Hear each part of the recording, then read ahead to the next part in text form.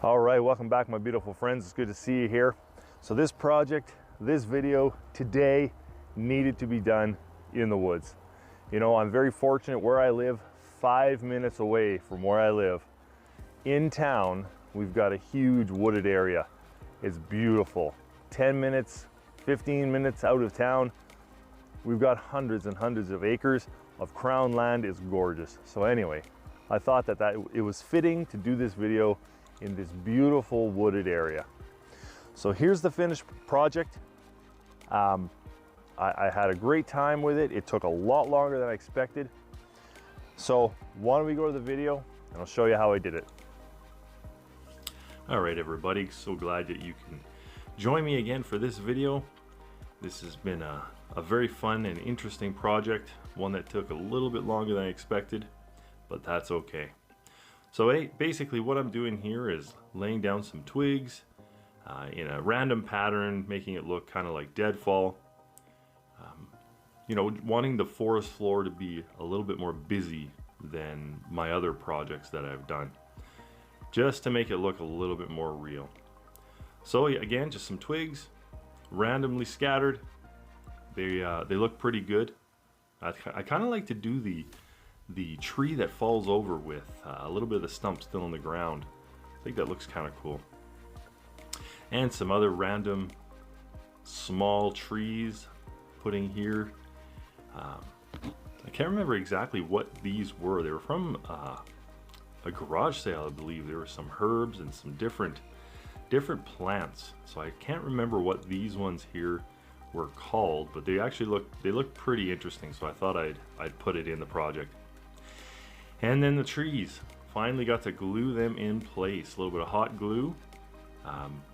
When you saw there, when I pushed that tree down, it was almost like the moss and the ground cover kind of went down in on the sides of the trunk, and that really was a nice little surprise to make it look a little bit more natural. And so those are all the trees in place, and this thing is looking busy. So now start adding some moss in various different areas on the sides of the trees, on the cliffs. It really brightened up quite a few areas of the project. And then now adding random flowers everywhere. I did a few different colors of flowers. There was some plastic plants from the dollar store that I cut up really tiny, and then used the old hairspray trick and then just dipped it in some flowers flocking.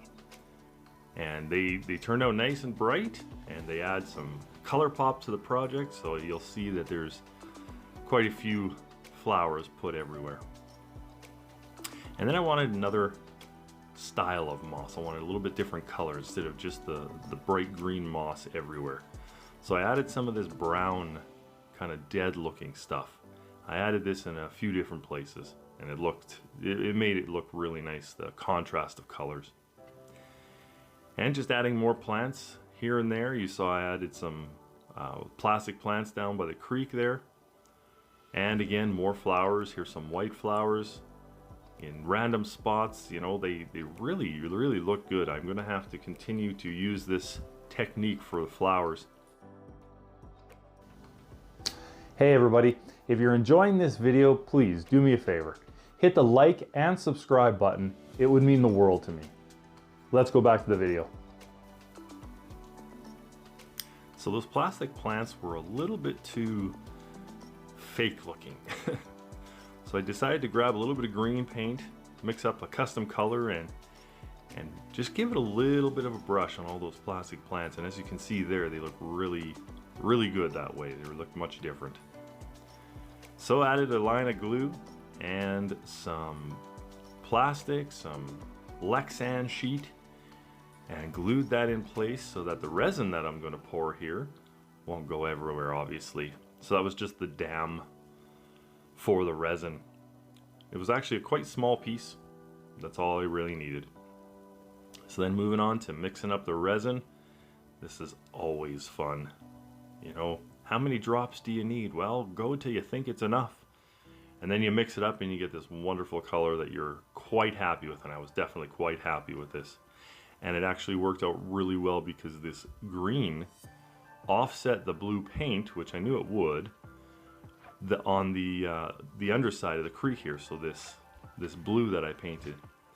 So between the two colors there, the green and the blue, it's going to give it a more natural look. So here's the money shot, the resin pour.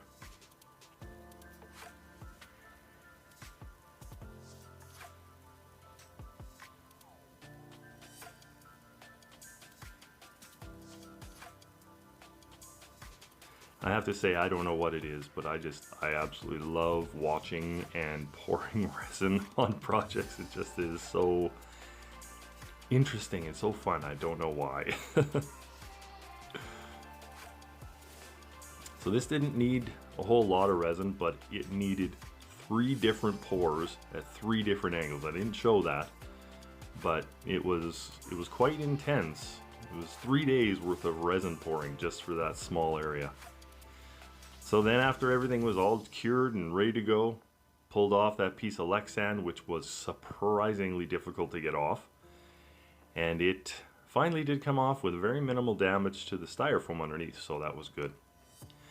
So here I am now trying to make this waterfall, this creek, really rough water. So I used some UV resin, and as I used the light to cure the resin, I'm pulling it with a stick, getting some really nice peaks, and that worked kind of well, but it wasn't good enough. So what I did was I put some of that resin on a silicone mat, then I used the UV light to cure it, and when it was cured, and you'll see here I pull it off, this was a little bit more interesting to me. This was a little bit more realistic.